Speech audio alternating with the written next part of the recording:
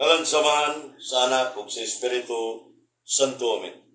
Langito ng mga mahan nga labing gawanan, anay karon sa studio sa DYER Island Event Region. Minaut kami kanimo itong amang yawi ay padala ng balang Espiritu aron mutob sa mangunhuna kasing-kasing nga kining iskutan karon masabtan lastunan aron ipaambit sa bani kinahanglan.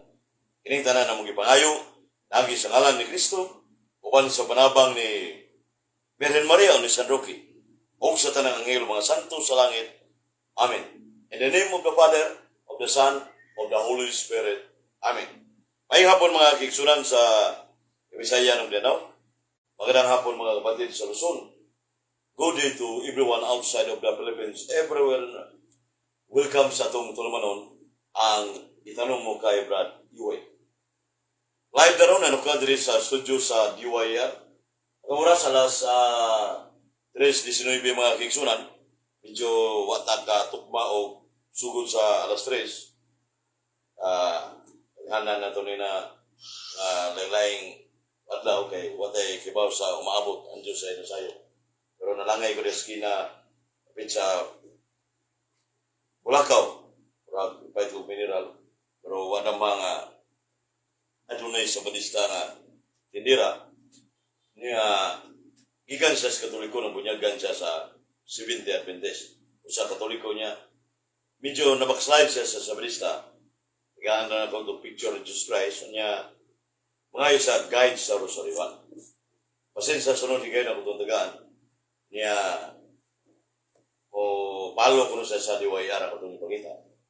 Pero sa nilip mata mo pa sa angay itong iskutan mga brothers and sisters. Ito nitanaw na ang gospel ng dawa sa Iglesia Católica Romana, gitiks ni Brad Ejibor, ay buram ni Tante ng Ebanghelyo, ay buwan kining siya sa mga rason nga kita mga Katoliko mag-exercise sa itong pagdoon. Mga Katoliko nga wala lamang sa doktrina.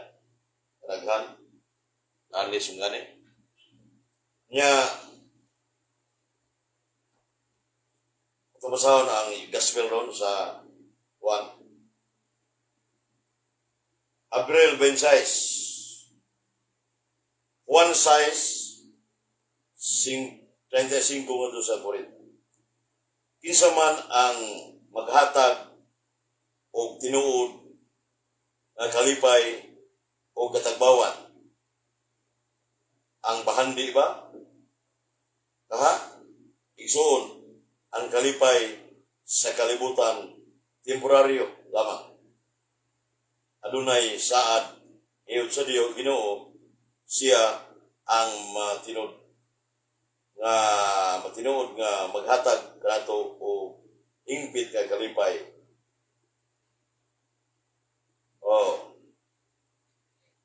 Sabot bot siya nga magsulti kita aron moangkon ang iyang saad. Amo ni ang personal biblical reflection ni Brad Ejibor. Kanagong hingpit nga kalipay o mata kay baog ta suwayan ng langit mga kaigsuna kay buhay pumunta pumalangit ta.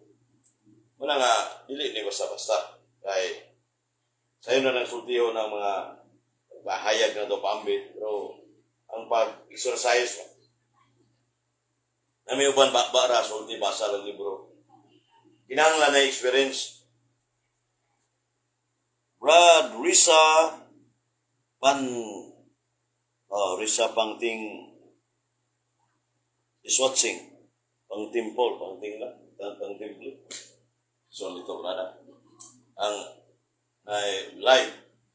Sabot ito mga kiksunan nga ang kining espirituhan ng butang kinang actual experience po mo isa sa kinahanglan. Ano sa may prueba na to na? Ang prueba na to nga actual experience. Gumikan sa mga apostoles, usa sa mga adunay experience sila gibuhat sa una, nagkukuyog sila ni Ginoong Kristo. Nga naman, si Jesus Christ, usa sa mga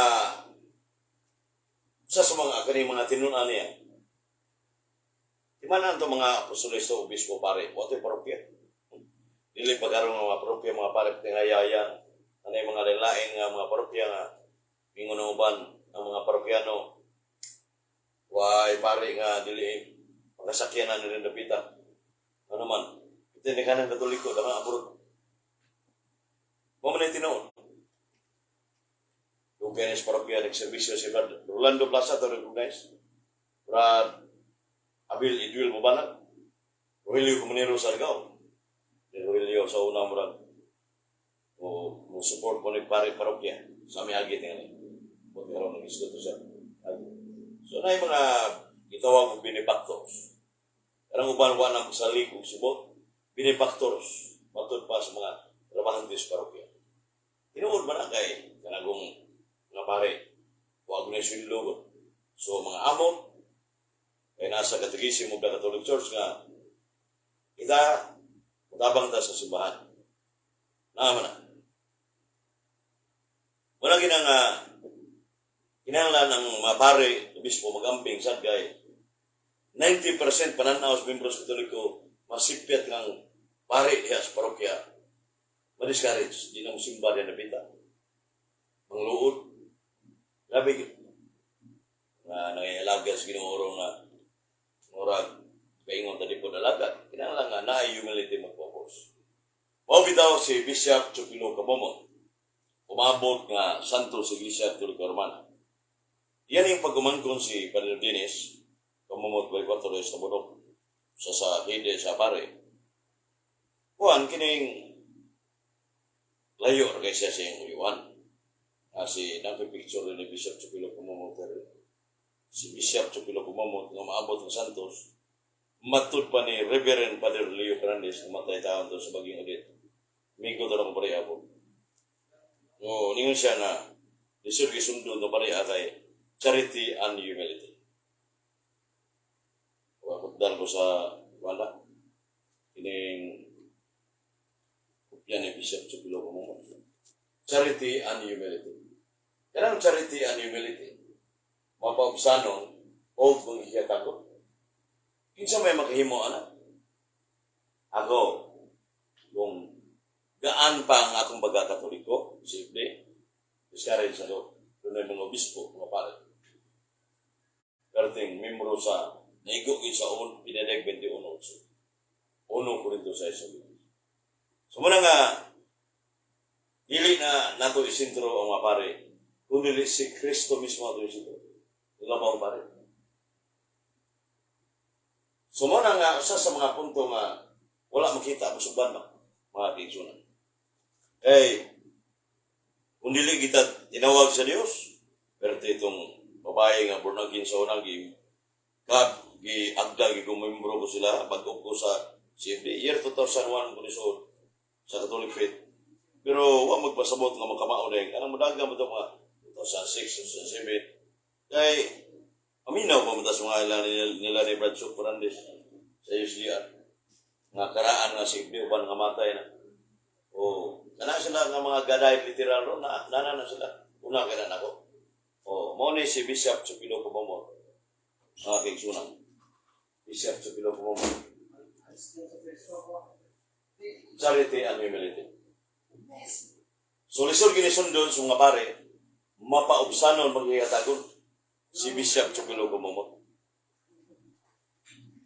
Muna yung sa atong pamalandungan, ang tumungog tuyo na ito, nga balik at kaambit ng live sa Diwaya.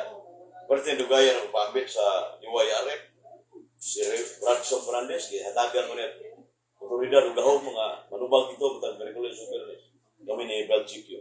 Tapos Bradada. So muna nga, dugay. UHP, kaliyot lang. Dahil pa ito sa Palabras.